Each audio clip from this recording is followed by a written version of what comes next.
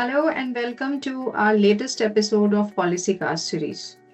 Today we shall discuss the major relaxations introduced by the RBI in 2026 under the External Commercial Borrowings Framework, what has changed, why it matters, and how it could impact sectors like real estate infrastructure and corporate M&A. We will keep it practical, focusing on what businesses should watch out for.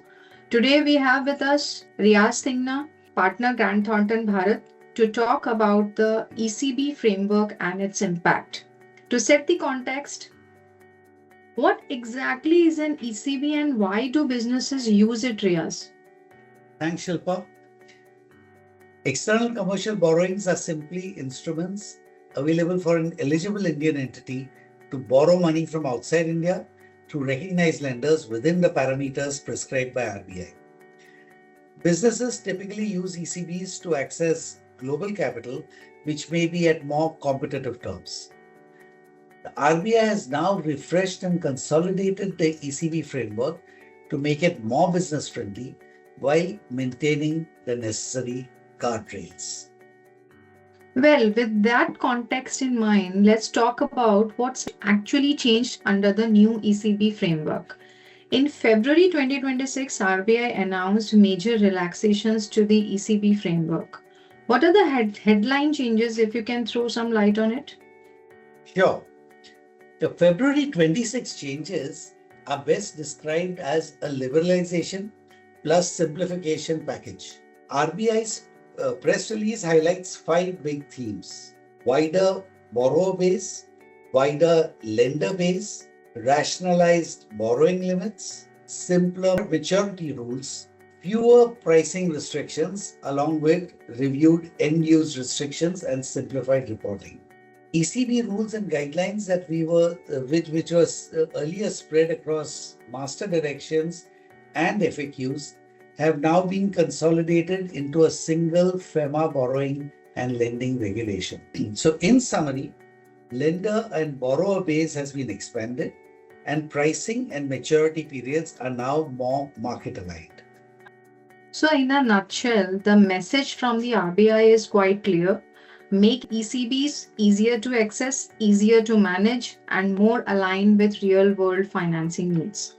My next question to you is on who can now raise ECB? Has RBI expanded the definition of eligible borrower? Yes, this is one of the biggest relaxations.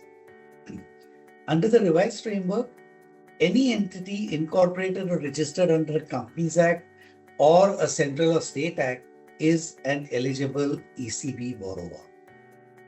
So effectively, this moves away from the older FDI eligible entity style approach and widens the borrower universe.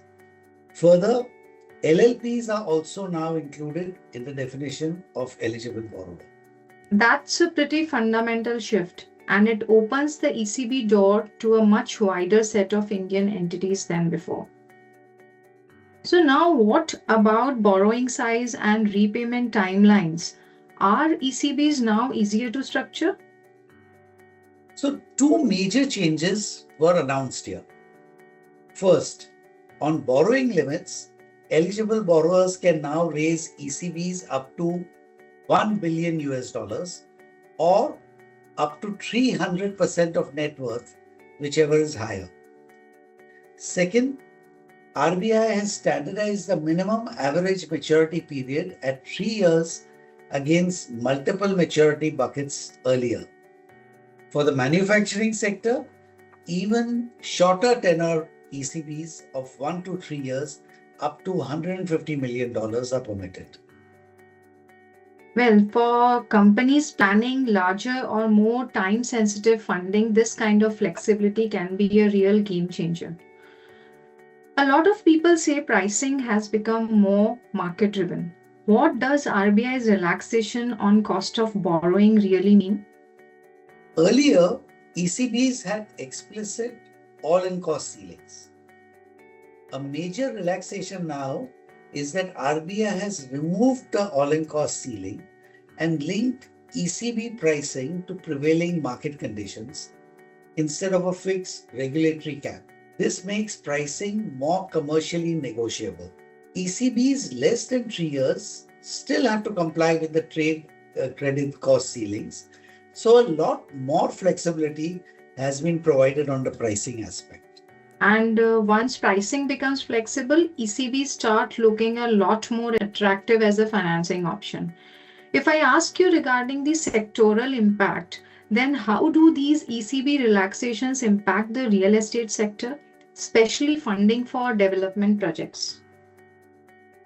Great question, Shilpa. The changes related to the real estate sector have been most discussed recently. Historically, ECB end-use restrictions were a major constraint for this sector. Under the revised framework, RBI still restricts real estate business broadly, but the definition now clearly carves out permitted activities like construction development projects, industrial parks, integrated townships, SEZs, and even commercial residential property for own use, among others. Crucially, RBI has also set practical conditions for permitted real estate development. For example, for construction development projects, sale of plots is linked to completion of trunk infrastructure. And for industrial parks, there are minimum unit and area allocation conditions. So for real estate developers and platforms, this potentially opens up a clearer ECB pathway for genuine development subject to meeting the prescribed conditions. So for real estate, the key shift is clarity. What's permitted, what's not, and the conditions around it are now far more explicit. That brings us to the key ECB relaxations from Feb 2026: broader access, simpler structure, and more market-linked pricing, and a clearer approach to end use, including specific relief pathways relevant for real estate development alongside debt funding. That's all for this episode. Thanks for listening. See you next time.